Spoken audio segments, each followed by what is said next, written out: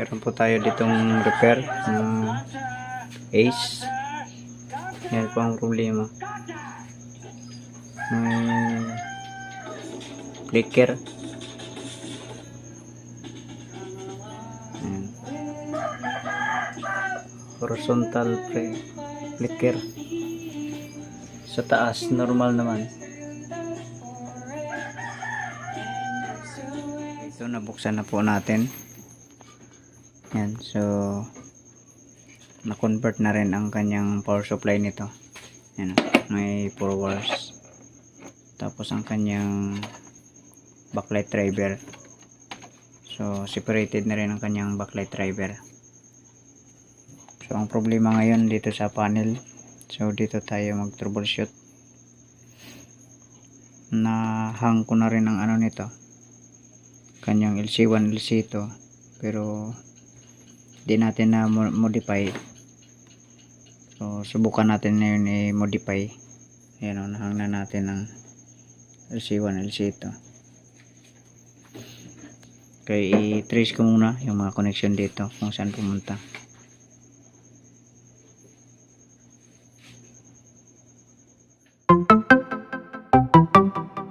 Okay, ito po ang ginawa natin.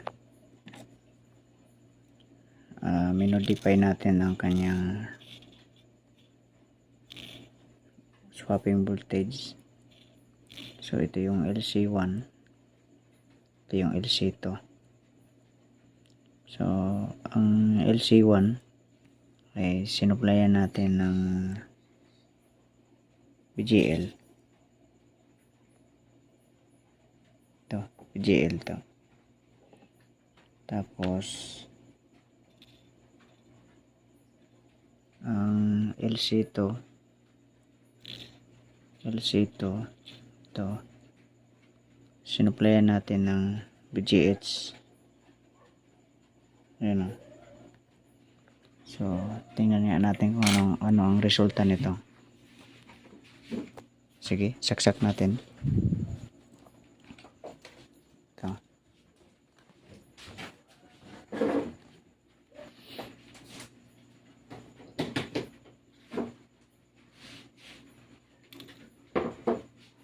Okay, switch on natin. Ayan. So tingnan natin dito sa screen. Ayun, medyo luminis na. Kaya lang dito sa ilalim meron siyang ano, line, yung guhit dito na dilaw tsaka blue sa ilalim. Ayan. Okay, subukan nating pagpalitin itong LC1 ay supplyan natin ng VGH.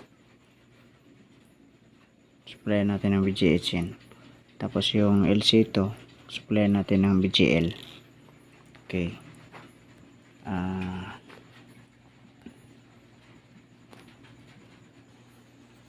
Okay, ayan. Pagpalitin lang natin itong dalawa na to. Ito, pagpalitin lang natin yan. So, tanggalin natin ito. Ayan. Tapos ito.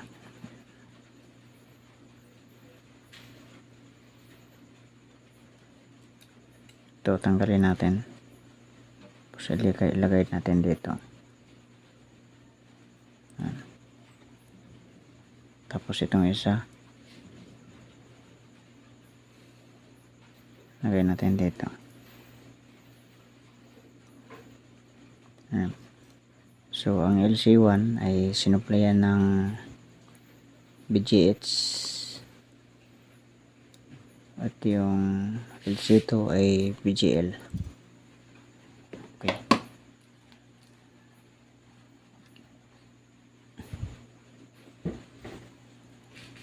Sige. Saksak natin.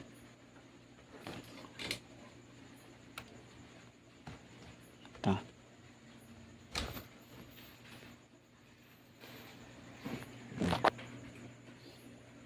Tapos Pindutin natin. Ayan. Nag-on na. Ayan. Blow. Ayun. Nawala na yung guhit. Yung dilaw kanina nawala na. Ayan.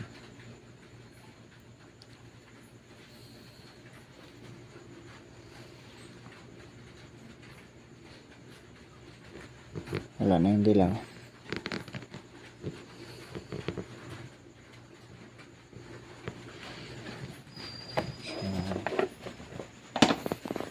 Okay na siya.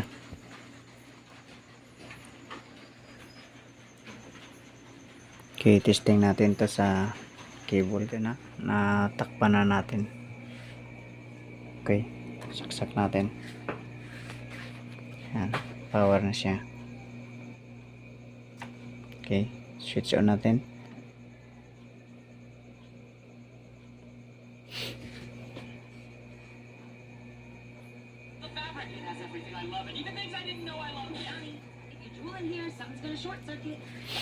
Mayroon din siyang ano, guhit, dalawang guhit sa gitna.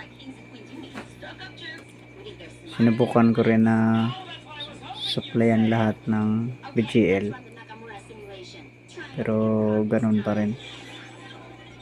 Tapos sinupplyan ko rin ng BGH lahat. So flicker pa, nag-flicker din siya. So yan ang matino talaga sa kanya na